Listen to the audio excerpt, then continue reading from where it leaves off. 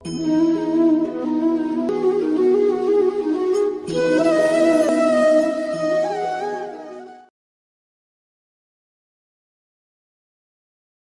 sudah hadir ya.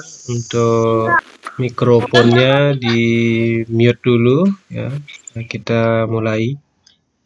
Baik, sebelum kita mulai pelajaran pada pagi hari ini, mari kita sama-sama berdoa, mengucapkan panganjali dan doa mulai belajar. Om Swastiastu, Om Awigenamastu Namasidam, Om Swastiastu Swaha.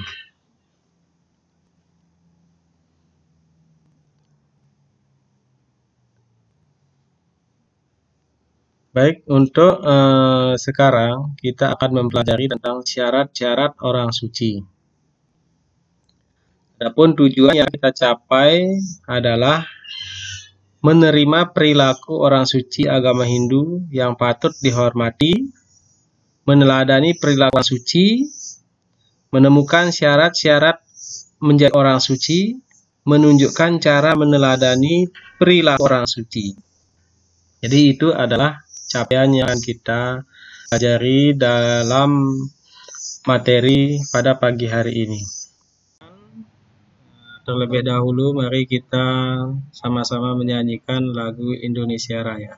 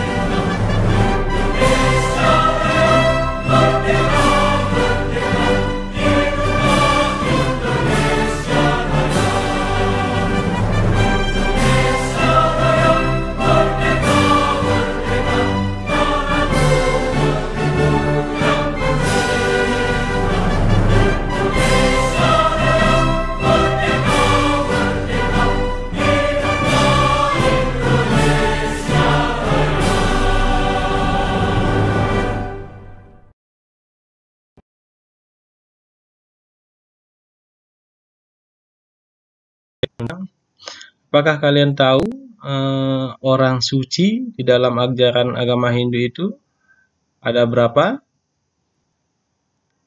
Nah, di sini kita mengenal orang suci itu ada dua golongan. Ya, pernah kan kalian mendengar orang suci? Ya, ada dua golongan, yaitu ada golongan Eka Jati dan ada golongan Jati. Golongan Eka Jati itu terdiri dari ada pemangku. Ya. Pemangku ini banyak jenisnya. Ya. Ada pemangku yang tugas di pura-pura, kan? Ya, ada pemangku Sonteng, ada pemangku Kusuma Wijaya, ada pemangku Balian, ya. Jadi macam-macam. Ya. Selanjutnya ada golongan orang suci yaitu Dwi Jati. Ya, diantaranya contohnya adalah Resi, ya, atau Maharsi, terus Empu, ya, terus Bujangga, ada lagi kalau di Bali menyebutnya dengan Sulinggih, ya, atau di sini dikenal juga dengan pedanda atau pandita. Kalau pemangku tadi pinandita, kalau pedanda pandita. Ya. Itu merupakan golongan orang yang datang ke dalam Dwijati. Ya. Kita lanjutkan. Ya. Nah, sekarang siapa saja yang dapat menjadi orang suci? Seperti pemangku, pedanda, ya. Itu siapa saja? Nah, semua orang atau setiap individu berhak ya, menjadi orang suci atau sering kita sebut dengan sulinggih ya. Linggih itu berasal dari kata su dan linggih. Su itu artinya baik, linggih itu artinya kedudukan. Ya. Jadi kalau kita artikan sulinggih itu artinya orang yang mendapatkan kedudukan yang baik atau mulia. Ya. Jadi yang memperoleh kedudukan yang baik dan mulia itu adalah orang suci seperti pedanda, pemangku. Ya. Jadi itu.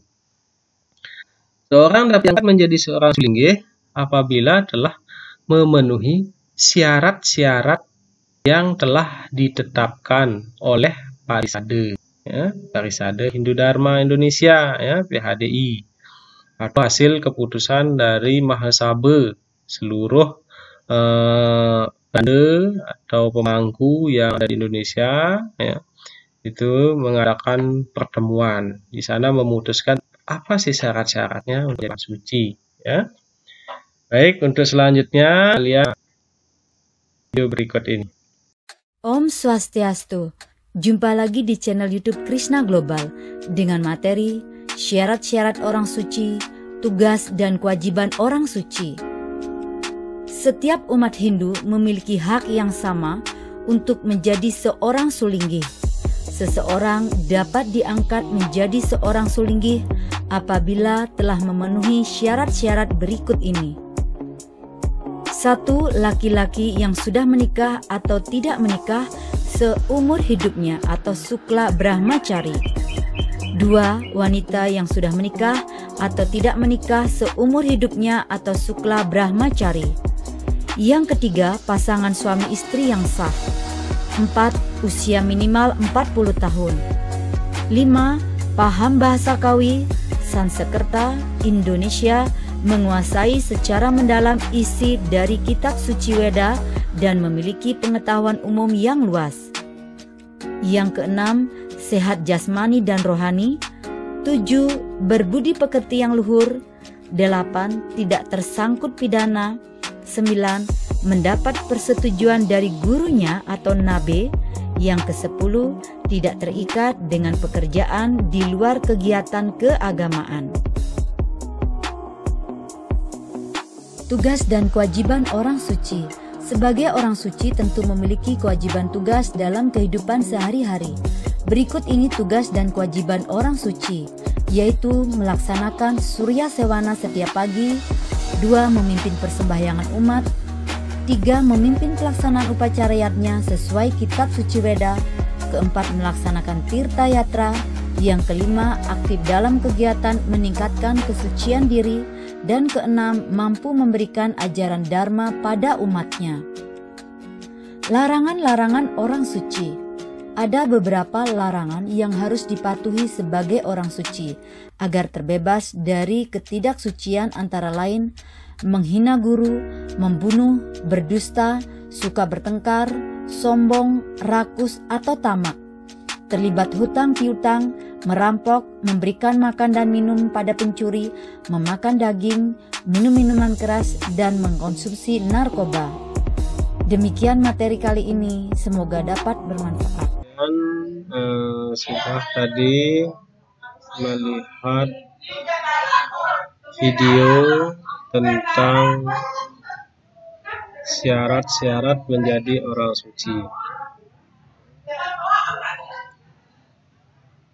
Nah, jadi Pak Guru ulangi lagi bahwa di sini dapat Pak Guru simpulkan bahwa syarat-syarat menjadi orang suci yang pertama laki-laki yang sudah menikah atau tidak menikah seumur hidupnya. Itu disebut Shukla Brahmachari. Yang kedua, wanita yang sudah menikah atau tidak menikah seumur hidupnya. Itu sama juga yang disebut dengan Shukla Brahmachari. Yang ketiga, pasangan suami istri yang sah. Ya. Pasangan suami istri yang sah itu artinya adalah bahwa dia sudah resmi menjadi suami istri, ya, melalui upacara adat dan disaksikan oleh masyarakat. Ya. Selanjutnya yang keempat adalah berusia minimal 40 tahun. Kenapa di sini usianya minimal 40 tahun? Ya, kita ketahui bahwa jika seorang sulinggi itu memiliki usia yang begitu muda atau 17 tahun sampai dengan 30 tahun, ya, dianggap bahwa itu merupakan masa yang sangat rentan. Ya, pemikirannya masih labil atau tidak seimbang. Kadang-kadang emosinya meningkat, ya, suka marah, ya, terus kadang-kadang nanti dia masa mudanya ya mau tawuran, ya, minum minuman keras, narkoba, itu yang harus dihindari. Sebab itu diputuskan bahwa usia minimal itu adalah 40 tahun. Karena usia 40 tahun itu dikatakan sebagai usia yang sudah matang, ya, berpikir secara matang, berpikir yang baik, ya, dimana di sana usia 40 tahun itu jiwanya itu sudah stabil. Ya. Yang selanjutnya adalah yang kelima, paham bahasa Kawi, bahasa Sanskerta, bahasa Indonesia, menguasai secara mendalam isi dari kitab suci Weda, dan memiliki pengetahuan umum yang luas. Jadi di sini seorang sulinggi atau orang suci tersebut harus mengetahui bahasa Kawi. Bahasa Kawi itu sama dengan bahasa Jawa kuno, ya. Ya, yang ada biasanya di dalam lontar-lontar, ya. Terus ada bahasa Sanskerta, yaitu bahasa yang ada di dalam Weda, berasal dari India, ya. Itu harus dikuasai, karena di dalam bahasa Weda itu memiliki bahasa Sanskerta di dalam kitab suci Weda, sehingga harus menguasai. Selanjutnya adalah bahasa Indonesia, wajib menguasai bahasa Indonesia, karena nanti berinteraksi dengan masyarakat secara umum bisa bahasa Indonesia, mengerti akan bahasa Indonesia. Jadi seperti itu.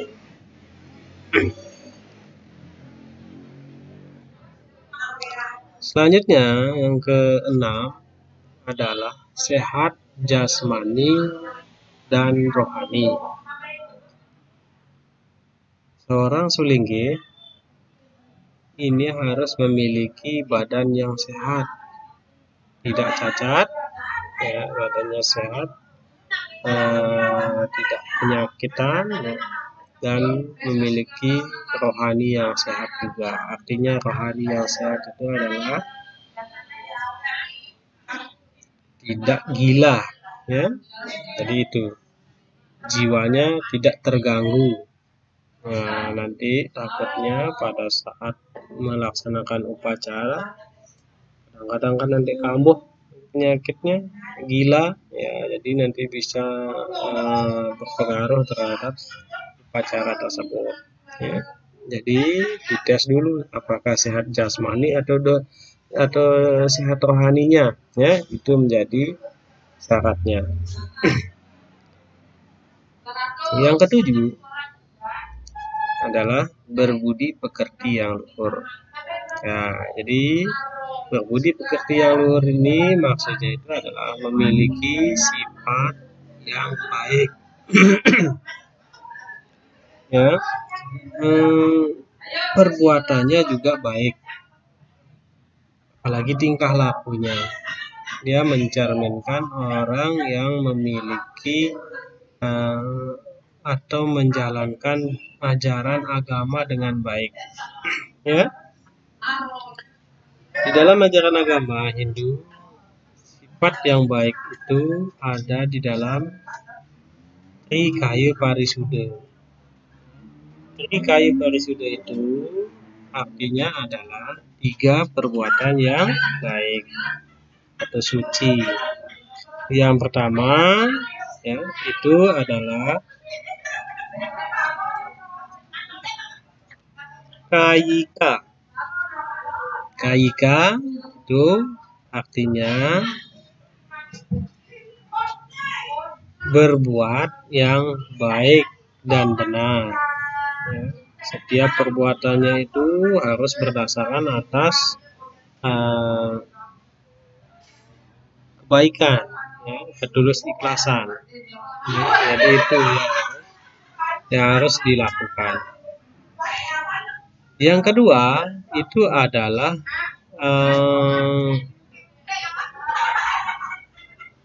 wacika. Wacika ini artinya adalah berkata yang baik dan benar. Jadi setiap sulingge atau orang suci itu wajib mengeluarkan kata-kata yang baik ya, dan menyejukkan. Ya, jadi setiap dia bertutur kata itu harus secara sopan dan lembut ya, sehingga masyarakat menjadi nyaman ya di dalam berinteraksi dengan orang suci ya. Itu jangan berkata kasar ya, misalnya ngomong kotor ya,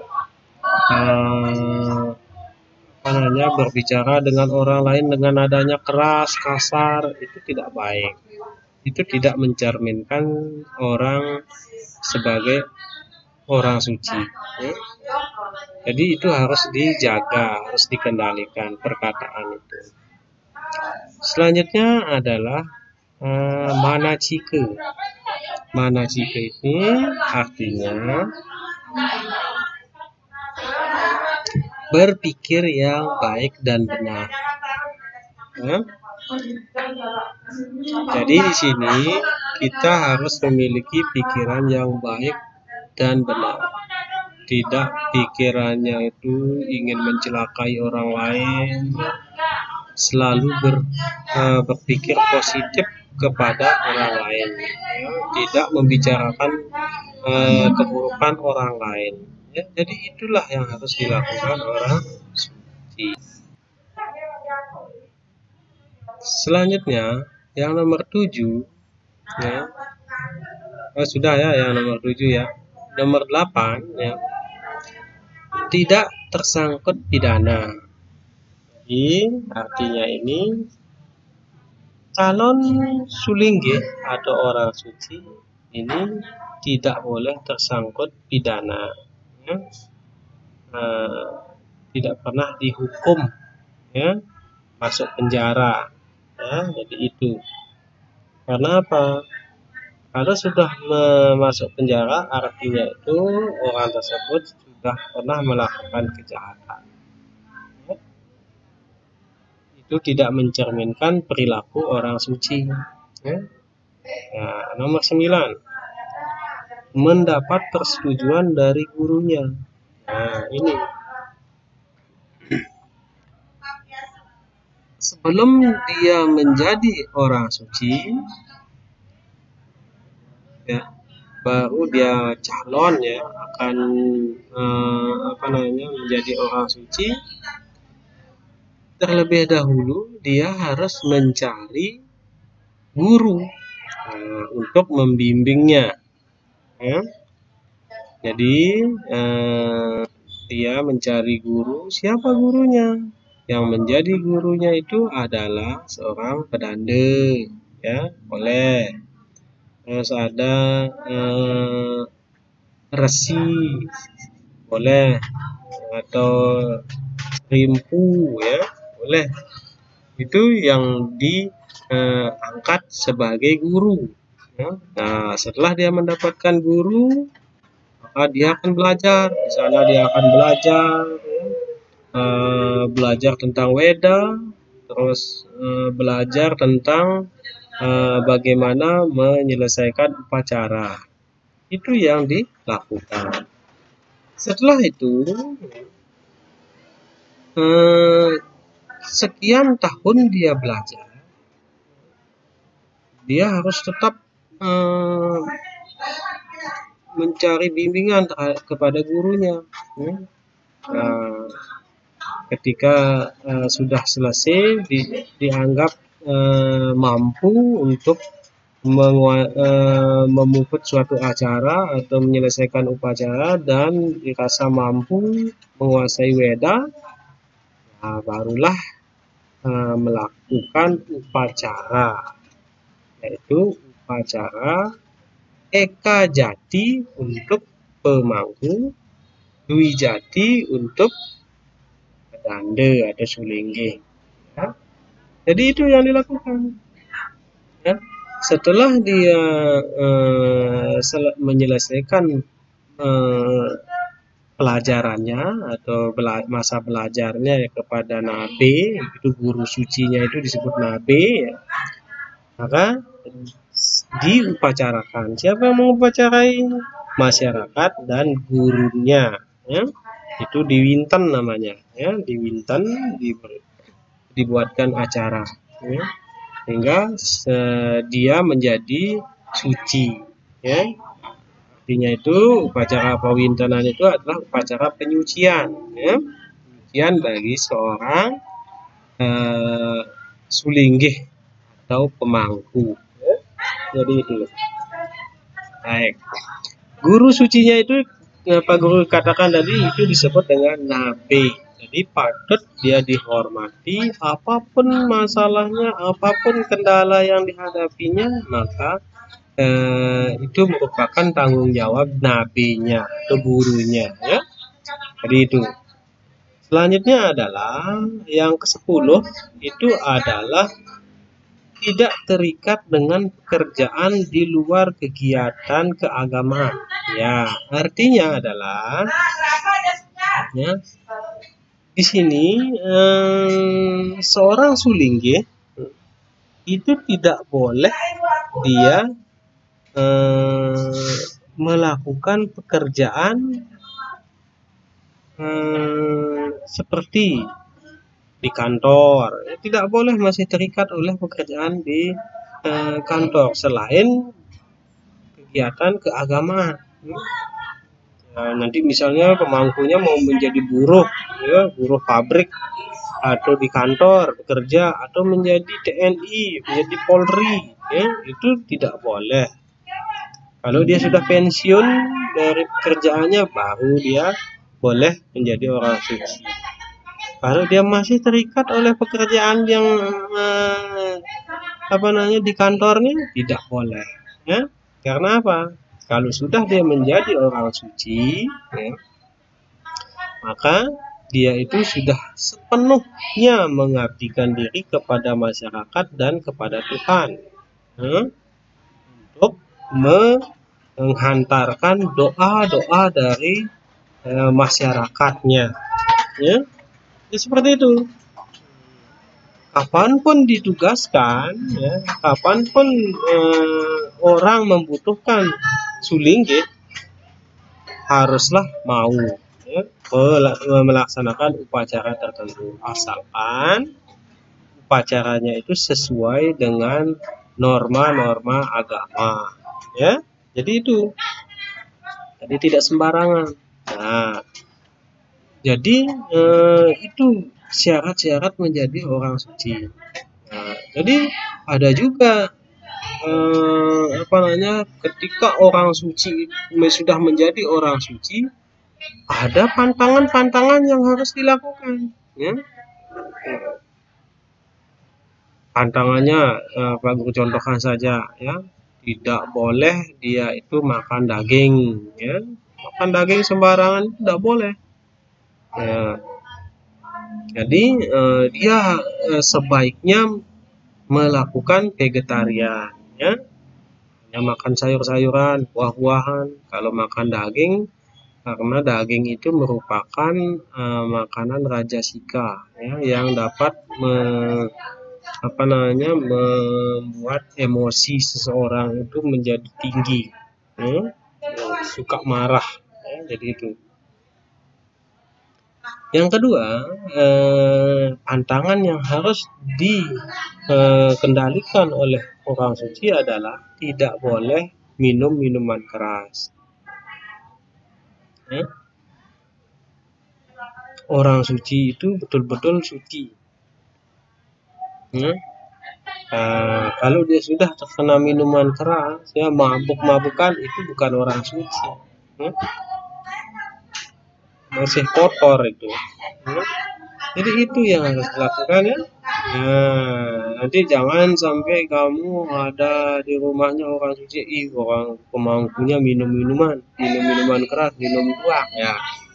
Jadi itu yang harus dihindari oleh orang suci, karena orang suci tersebut menjadi panutan yang dihormati, dia yang akan dituruti oleh masyarakat, baik perilakunya ya, ataupun ucapannya ya, pikirannya, itu yang akan diikuti oleh masyarakat, menjadi panutan ya. Jadi itu. Nah, kalau melihat seperti itu ya jangan diikuti ya. Jangan orang sucinya aja, pemangkunya aja boleh minum minuman, kita masa nggak boleh. Nah, jadi jangan seperti itu, biarkanlah. Kalau memang seperti itu adanya, jadi dia orang tersebut belum memahami akan syarat-syarat dan larangan orang suci ya. Selanjutnya di sini orang suci itu tidak diperkenankan melakukan jual beli ya. Dia tidak boleh melakukan jual beli karena apa? Di sana sudah termasuk ke dalam suatu hal yang kurang bagus bagi seorang sulinggih ya, karena bukan melayani sebagai pedagang, akan tetapi melayani masyarakat dalam bidang keagamaan, itu baru tepat ya.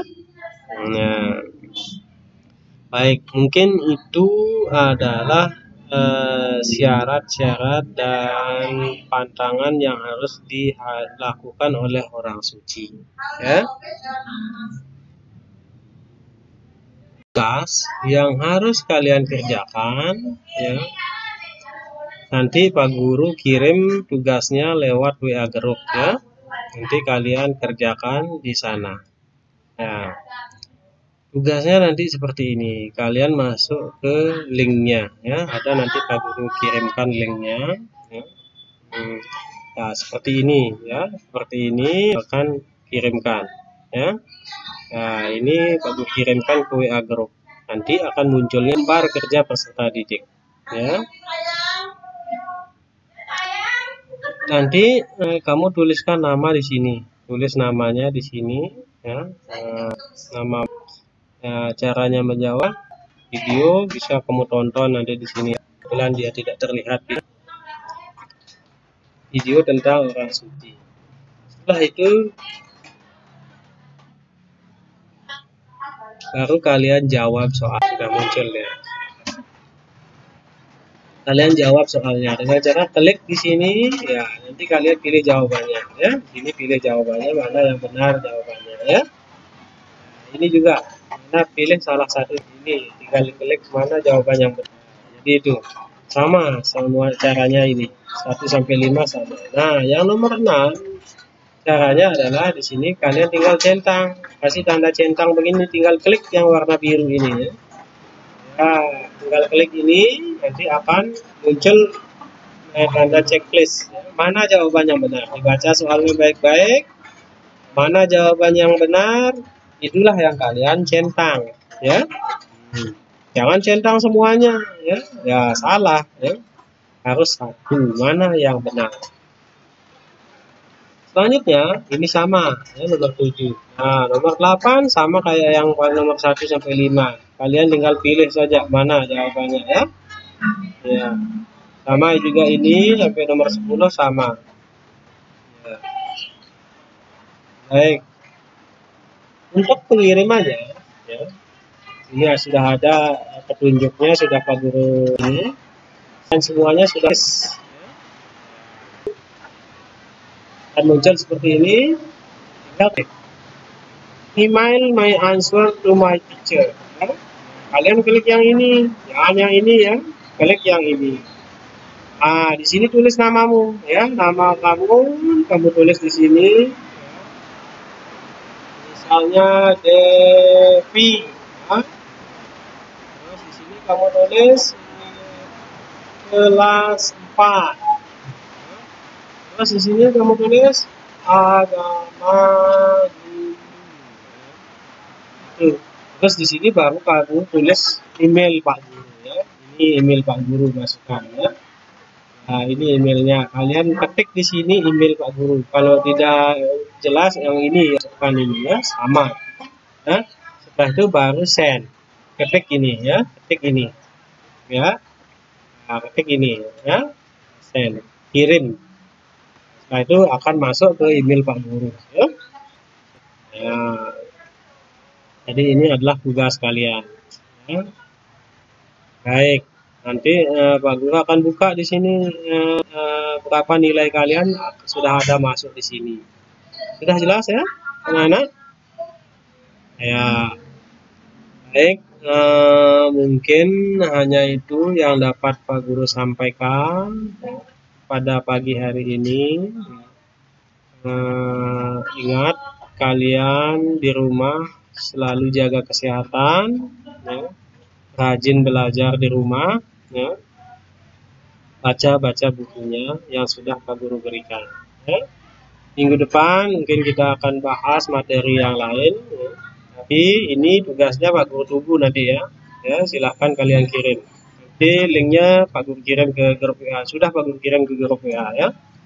Baik, mungkin hanya itu yang dapat Pak Guru sampaikan ya.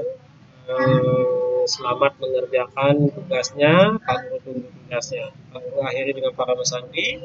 Om Santi Santi Santi Om.